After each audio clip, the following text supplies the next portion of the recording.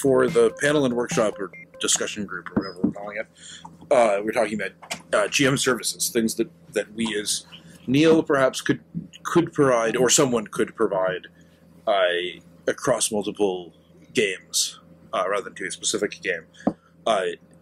As example, we currently provide space and signups for games, but that's about it. And so we came up with a long list of... We brainstormed a long list of services, and then did a prioritization exercise, and then did a impact and effort analysis exercise. And we got through half of the things that we had prioritized at all. Yep. So they're mostly all high impact things, because that's what we started with the stuff that people put the most priority to, and that's the stuff that's strangely higher impact. Not that strange. That was a sarcastic speech.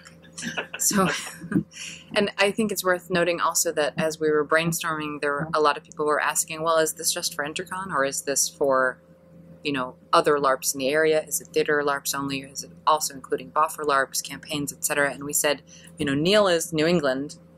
It's meant to support the LARP community in New England. So whatever that means, let's see if we can figure out a way to provide something of use to everyone. And that made the conversation go in what I thought was a pretty interesting direction. So not limiting these assumptions to Intercon, but a lot of them are in particular well suited to a festival-style short-form LARP convention. Right. And we had a number of people from, and most of the buffer group that were here, the buffer people who were here in this discussion also, so that we had their input about what would be useful to them. So that makes me think maybe we could talk about just an example of one of the things that was suggested was filling player drops as a central service. It's not, and wasn't given a lot of priority, but it was grouped with a bunch of other volunteer sort of people-based things, including a pool of NPCs, runtime GMs, setup and takedown support. So we had 51 ideas that were generated, and maybe a couple that got added, and then some more got added as we were discussing during the workshop. But the panel, basically, I was also going to have pictures, and I was going to project them and show what. Yeah. I'm Miss Piggy right now, though. So certainly. So we basically have a lot of follow-up action items, but so 51 ideas that we just had people shout at us while we were doing the panel, and the room was pretty full at that point with a solid mix of theater and buffer style players, and they ranged from write my LARP for me to blinky light props, editing and proofreading services. To, hey, I'm running a game set in this particular time period. Can you suggest some music to use as a background? Playlists. Or I'm doing a game set in a ship. Do you have a soundtrack of water noises or something? So should we... So I thought maybe we'd hit the couple of... just the top three would be an interesting... Okay. The top idea, or the one that got the most dot votes during the workshop, was props with 7. And so the higher priority things, we got into more detail discussing what that might actually mean. For everything else, we tried to at least come up with a little bit of a description of what we meant in case it wasn't obvious, and the intention would be to share that list more broadly and maybe organize it a little bit to publish it out. We didn't have time between the end of the panel last night and this morning, but at least those highest priority areas, we started thinking about what they would look like and what some of the problems and opportunities are. So props turned into a discussion of basically lendable, shareable things and also commissionable things, which tangented into a discussion of creative commission or a database of skills. So there are all of these, different directions that you can go in from any one topic that we were talking about. So we talked about storage. We talked about facilitating lending peer-to-peer. We talked about helping people find folks to commission things from. So those were basically the three verbs around the nouns. And the nouns were props in various categories, from brains and jars to boff weapons, to blinky light props. Simple costuming, like the kind of, tabards and masks that any area boff or LARP has a giant truck full of, versus, fancy, like Victorian ball gowns. They have different needs. And then, what was the third thing? I think we just separated out. I mean, we separated out props and boff weapons. Right. In the sort of props are unique items, right, and boff weapons. So there's a difference between saying, "Hey, I need a brain in a jar. Anyone have a brain in a jar?" And I need, I need 16 medium claws. Right. Can I borrow 16 medium claws? No idea why I need that. Don't let the players know. But right. So one is sort of a commodity, and one is a individual works of art. And we also try to avoid having too much conversation about why different ideas weren't viable. At this stage, we just wanted to explore what the interest was, and what we come out with when we eventually make slides or publish something will be it'll be focused on things that there was active interest in from people besides just me and Dave, and then all of those other things that we didn't get to. It doesn't mean that we can't also explore that, and I think we could mean the entire NEL community, or anybody that wants to support sharing between groups and LARPs and events. But some of those were so straightforward that they weren't deemed worthy of talking about. And like printing, for example. Okay, we could talk about how to offer printing as a shared service, but we don't really need to. Some of these other things were a little bit more complicated. Do we need to say more about props, costumes, commissions? No. Any questions about that? Okay. I actually wanted to jump down to the multimedia. So similar to props, and I'm skipping the... Yep. Because it kind of goes props, people, props. So I'm just combining them. We had sort of separated out multimedia technology, meaning... So the projector and screen that we already own, but adding to that a sound system or a lighting system that could be borrowed by games, right. And there's a fair amount of interest in that. Yeah. It costs some, and there's storage associated with it, but it's not that hard to do. Mm-hmm. It's not a huge creative effort. It's not a lot of work to get it done, but it does need there's some logistics and some planning around it. But people thought that would be a pretty decent thing. So that's probably a thing that we will look into. And it's worth differentiating this. We'll call it out as distinctly different from the need for interactive multimedia props, like an in-game laptop or a control console for a spaceship or, bomb or blinky light props. These are technology that exists to facilitate or enhance a game, but that PCs don't interact with. So lighting, sound, etc. Set construction. This is prop. That's next on the list. All right. Okay. So we have lights, sound systems, projectors, anything else technology related that you could think of there, and then also sets and room dividers got quite a few votes, and isn't something that we have in a shareable form right now, but there seemed to be a lot of interest, and that is something we want to explore the logistics of more. Did you want to say more about that? I have some designs that I keep meaning to play around with if people want to help. Yeah. The simplest form is the pop-up tents. Pop-up canopies. Yeah, I mean, that's certainly... Using Cameron's so happy that you said that.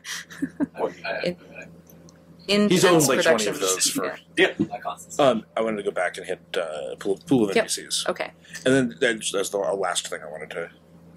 I want to talk about the training stuff too. Oh, yeah, control. Pool of NPCs. So for pool of volunteers. Right. So we sort of combined the pool of NPCs, runtime GMs, people to fill games, etc. And we sort of rolled around with this and came up with sort of an idea, and this is the thing we talked about last weekend with Jeffo, I think, about At length. Yeah, about providing a centralized database of LARPers in the area / centralized CP exchange, so that you could / centralized event calendar.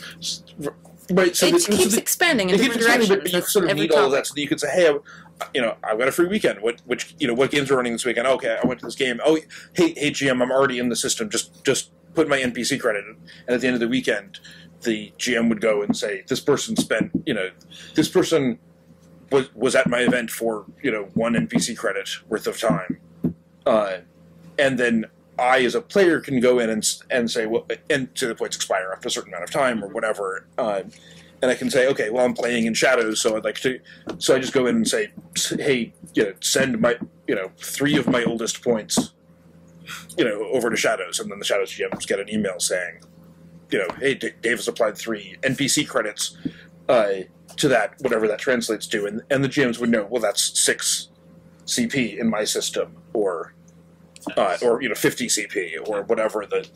So you don't have to worry about that level. It's NPC'd for an event credits or for half an event or whatever the granularity that makes sense. Well, the conversation kept diverging to talking about CP bank and credits and the economy there, and there. Intercon give out credits for running games. Maybe, but wow. So I wanted to bring it back out to a bigger picture question of just volunteerism around LARPs and how to motivate people or even facilitate. It might not even be an issue of motivation. Some of it is just making it easier for people to figure out where there are opportunities for them to do something. They might want an NPC. They might want to help with setup and takedown for something just because some of us are weird and we just like LARPs to happen even if we're not playing them. And I should say that, and I'm just tired, whatever. We ended up referring to this as a volunteer tracker and volunteer credits rather than NPC or or CP credits or whatever. So it started in one place, but it actually touched a lot of different things. And one of the facilitation needs had to do with calendar stuff. And I know that's a weird topic because there are like 9 million different LARP calendars and mailing lists, and everyone wants to have the one that's where you go to find out where all the events are. So there are as many of them as there are different groups running LARPs, but some calendar of calendars or portal of something. You'd actually kind of need it. I think the idea that you're talking about is really strong because the reason I think we have a hard time consolidating calendars is there's very little motivation or need for ongoing games to continue to advertise outside the group, right? Because here's a way that I can. I'm not in a campaign game. I have a weekend free. I want to know what are the things that I could NPC this weekend without having to ask you because you're off at some other LARP. Then, if there's a place that I could look for that would be really neat. And instead, they're on all these different websites and mailing lists. Now, there are, as she says, a lot of centralization projects out there. Mm-hmm. Would you be working with some of them? Well, I think... creating your own. Another one. This could diverge into a whole conversation, and we could spend a lot of time talking about it, but I think we need to follow up and figure out who could be coordinated with and pull information together, and then... like with the 2 of us don't need to say what's the best way to do this. We're trying to just identify the need and the level of desire from the community to actually follow through on something in this area. So that's the way most of these conversations went. But you sound interested, so maybe we'll... I know there are some people doing this or about to do this. Well, yeah, there are a lot of people doing it. Yeah. And there's still no one well-advertised place that everybody in the New England LARP community knows to go. And depending on who else is working on it, that can end up being a very focused... Like, if it's somebody in the accelerant community, for example, doing it, then that'll end up being an accelerant... Right. A database of accelerant games. If it's Neil doing it, it'll be a database of games. Yeah. Right. And that could just be a link out to the accelerant calendar, but also links to all these other things, too. Awesome. So... So, a framing question there was, what role could Neil play in expanding the network of volunteer labor in the New England LARP community? I thought that was a good question. It'll go on a slide at some point. And then runtime GMs is part of the volunteer effort, both at Intercon and also in general. And we had an interesting conversation with some of the BOF LARPers about what the difference was between runtime GMs and NPCs, because apparently for some folks that's the same thing. Yeah. We had a medium discussion about funding and grants and having the concept of having Neil do LARP grants and stuff, and we sort of came to the conclusion that it's a little too messy for us at this point to be worthwhile. At the very least, someone or someones would have to feel really passionate about that topic to pursue it further, based on the amount of just like concern and confusion that came up. It doesn't mean it's not worth looking into, but it lowered itself on the priority list through discussion. Training stuff? The anti-harassment stuff? Yeah, well, the first aid is easier. Right. So we talked about various training classes that we were looking at doing ourselves and maybe expanding them out. There are people who are interested in or people who will become first aid trainers because of work and can offer that training to the Neil. Yeah, just at cost for the certification as opposed to. And that's a thing that if we're putting together a day of at-cost first aid training, we can put that out to the various game runners in New England and say, hey, if there's somebody on your staff that wants you think should do this, it'll be $40 through us or $120 through the actual Red Cross. And we think that one's pretty easy. It's not that people can't go pursue their own. It's just that it's nice to be reminded so that general community is aware these things are available and a good idea. And then we talked about a number of other training and knowledge sharing topics. I did want to mention that one. Yeah, right. So one that's pretty important, I think, is anti-harassment training. And for this, we don't mean the sort of, hey, work's making me go to an anti-harassment seminar. This is how do we, as event runners, handle harassment in the community? How do you take a report? How do you handle it? How do you craft a policy? BARC, the Bay Area Rape Crisis Center, there's a person who volunteers for them whose name I'm not going to pull, who's a friend of Laura and has been to Intercon in the past, who has offered training to us and our staff, which is I'm going to find the time for Intercon specifically. But there's no reason we can't make that available to other event holders and other GMs of games to sort of spread that as an attitude of people should have that training, should understand how to receive a complaint, how to deal with it, how to craft a policy, spread the clue, etc. Spread the clue to folks before they have the crisis. Right. Yeah. Because when you have the crisis, it's hard to deal with. Yeah. Many, as you know, conventions have had major crises in recent right, and it's not just the conventions, then it spreads out to all the local LARP groups, and that's really tricky. Mm-hmm.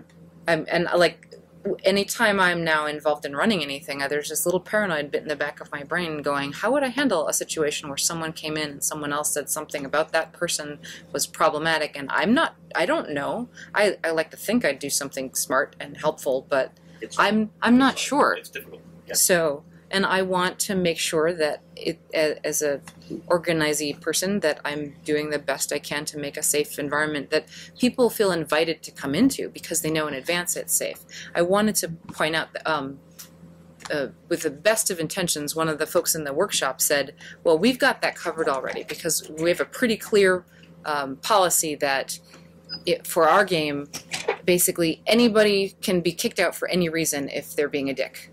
And Which is like, technically the Intercon policy also. That's basically the Intercon policy, but we're much more explicit now about what is not considered inappropriate.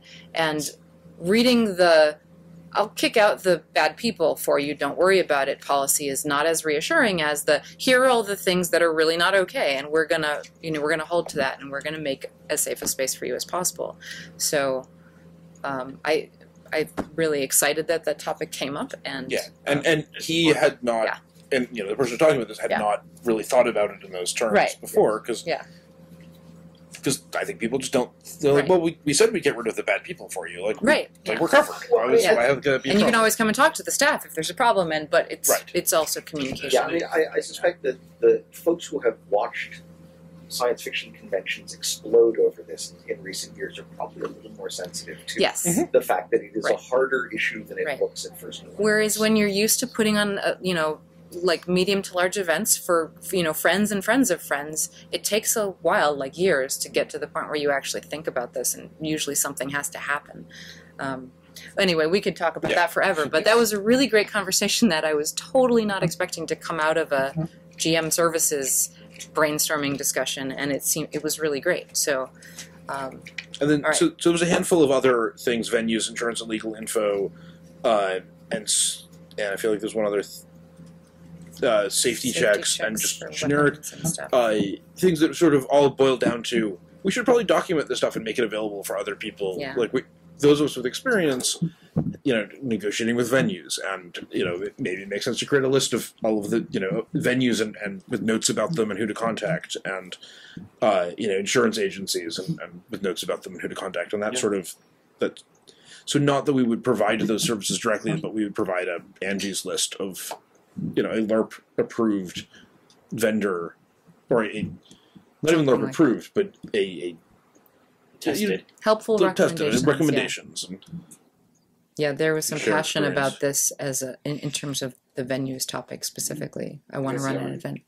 What? Yeah, like a CRM kind of, yeah. Vendors, basically. Yeah. Here's Right. what we interactions we have them and good or bad. Yeah. But, I mean, a lot of these conversations came back to recognizing that NEAL is not a group that, as an entity, is throwing LARPs. NEAL is making space for facilitating LARPs to happen. So it can be seen as a central, neutral body and facilitate coordination and communication and outreach. And I think, actually, you guys are doing a great job. I mean, it's getting better. I want to say you, but I want to kind of jump in. Yeah. Yeah. Yeah, that's pretty much just me. Yeah, it's basically Dave. No, but I mean, it's. I think the outreach theme kept coming up as we were talking about all these things. Like, there's a lot of information that it's not like it's all in Dave's head or the NEAL board. It's that there's this community of people with a lot of information and experience to share, and they could just be, put together, but in a maybe more intentional way than just saying, here's a social network you can use for LARPers, go. Because they exist already. They're not being used that way. Some entity needs to push that and do outreach. NEAL has the advantage of not being game runners. Right. That's what I said. Well, explicitly that no one has had a bad experience at the game that we run. Yeah. Like, and the other side of that is that a lot of people don't know who we are outside of, but that's changing over the last several years. Outside of the 500 people that come to your annual convention. Yes, so. But I think that the more you provide valuable services, obviously, the more people will become aware. But there's if Nero were to try to start up a LARP calendar or a CP, it'd be like, well, I don't play Nero, I don't care about that. Right. And we can be agnostic. And we can be system and game agnostic and that's provide. Yeah.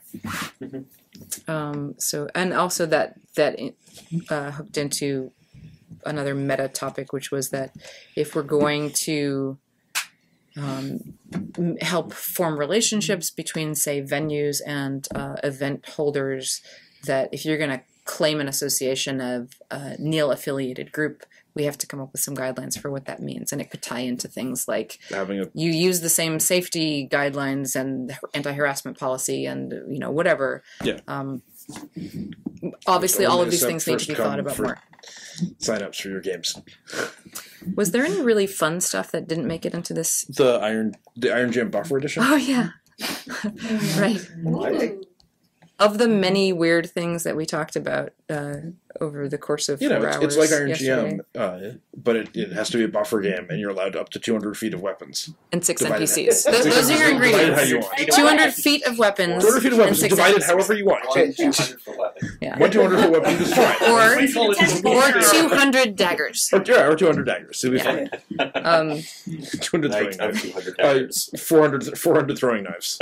We also didn't really talk about LARP boxing. There were a number of people prior to the workshop section that were interested in LARP boxing, and the first red dot vote we got was on LARP boxing, and and there was some confusion about that, and then we started arguing animatedly about whether anybody uses game bank games or not, and whether there's a need for that. But people do, so it's worth talking about more. And we didn't have time to do it yesterday, so. We want to hear more from the people who were keen on the LARP boxing topic about what exactly is desired there. Yeah. So How are we going to follow up on all of these different conversations? And then there's another, We'll figure this something many more topics that we didn't cover. Those are just now. the ones that got a lot of votes. Well, Player so photo database, typesetting and layout for print, packet stuffing, beta testing, food and drink. Have Neil buy shareable props on request. Right. That's a good idea. Food and drink, we actually ties into the tutorials because some of that is Neil can come in and provide some snacks, or Neil can say, here's some example budgets for providing food for 60 people for your game. Here's an example budget for food for 400 people. Here's here's some sources. Here's some things to do. Here's possibly serve safe coordination, etc. Restaurant Depot. Yeah, Restaurant Depot. Shared Restaurant Depot. Yep. Centralized casting, both in terms of handling questionnaires for you and actually doing the casting for a game. Interesting topic. That's What else? Mechanics database, systems, game subsystems database, basically mechanics, magic systems, settings, maybe even a slightly genericized blue sheets. Like, I want to just pull blue sheets about, I don't know, Regency England or or druids in Regency England or like spaceships. I don't want to have to do all that research. I want to run a 2-hour game next weekend. Everyone always says the answer is research, but it's very limiting. So pooled research, kind of, but also information, the things that have worked. If you have mechanics that work well. Yeah. Well, yeah, we talked about a better organized, pre-filtered version of Wikipedia for LARP organizers. Project management training for LARP events. So, I mean, that just goes into the... It's amazing what people came up with. That's most of the interesting stuff. And then write my game for me, Chad. Oh, and then What else? Broken Stair database. We're not going to do that. What? You guys just summarizing it, what are the 3 things that you think are the top, the things that are probably you would hope to be pursued out of this, or suggested that we might pursue? In priority order, it would start with basically props, costumes, shareable stuff, and coordinating information about that. But in terms of ease of implementation, I think it's going to be more along the training side. So yeah, some of the training classes, setting up training classes. So, some of the stuff that we may look into. About following up on the shareable items databases. Yeah, awesome. Cool. We'll talk. And some of it, like if we really think that owning some lighting equipment would be worthwhile, that's a thing we can just do in got a laptop, 45 seconds. We need to find a place to store it, but. There's a few things on here which are just throw money at the problem. And a few things that are just make Dave actually think about it for 5 minutes and have someone take notes. Yeah. So. But the pool of volunteers thing, that also needs some effort. That's a pretty huge thing. Miss Piggy has to go back to the gulag for borscht and birthday celebration. Hooray!